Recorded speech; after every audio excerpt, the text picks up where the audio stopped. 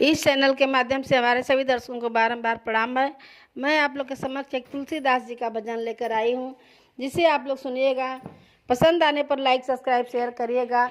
Comment के माध्यम से बताइएगा आप लोग को कैसा लगा है।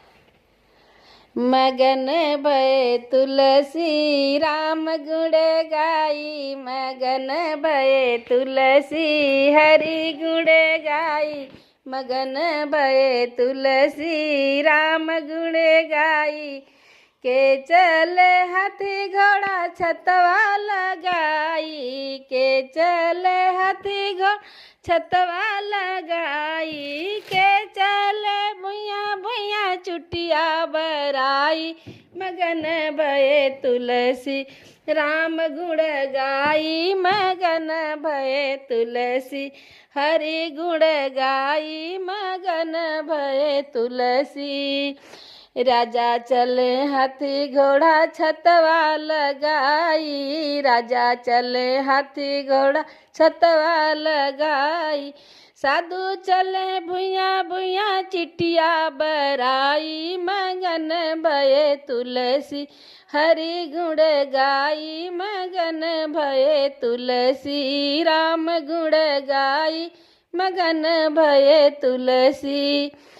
अरे के खाला 56 भोग थरिया सजाई, के खाला 56 भोग थरिया सजाई, के खाला बनवा में भौरी लगाई, मगन भये तुलसी हरि गुण गाई, मगन भये तुलसी राम गुण गाई, मगन भये तुलसी।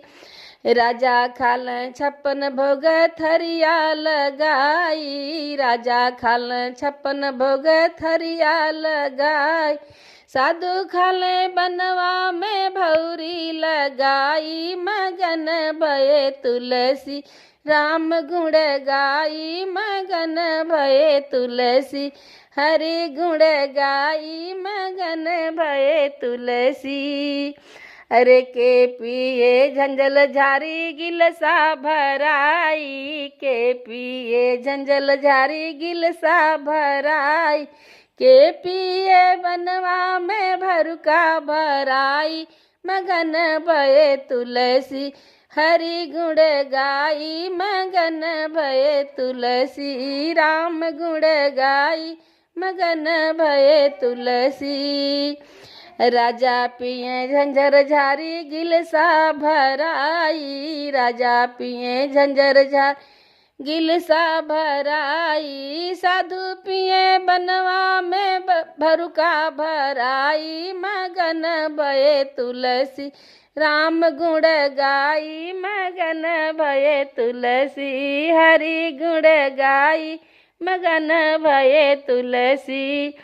के कूचे बंगल के बिड़वा लौंग जोड़ाई, के कूचे बंगल के बिड़वा लौंग जोड़ाई, के कूचे बनवा में सुरती बनाई, मगन भये तुलसी हरि गुण गाई, मगन भये तुलसी राम गुण गाई, मगन भये तुलसी।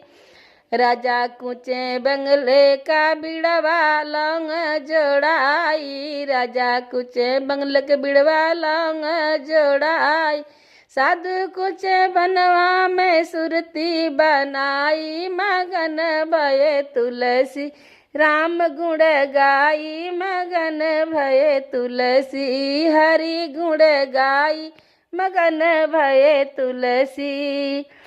के सोवे तो सक तकिया बेडवा लगाई, के सोवे तो सक तकिया बेडवा लगाई, के सोवे बनवा में कुसवा बिछाई, मगन भये तुलसी राम गुण गाई, मगन भये तुलसी हरि गुण गाई, मगन भये तुलसी।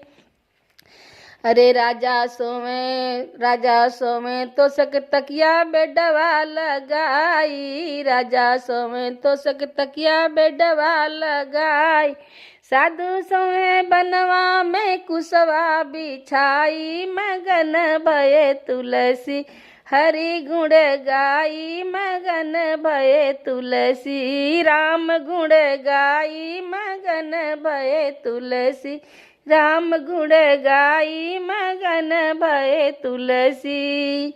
जय श्री राम।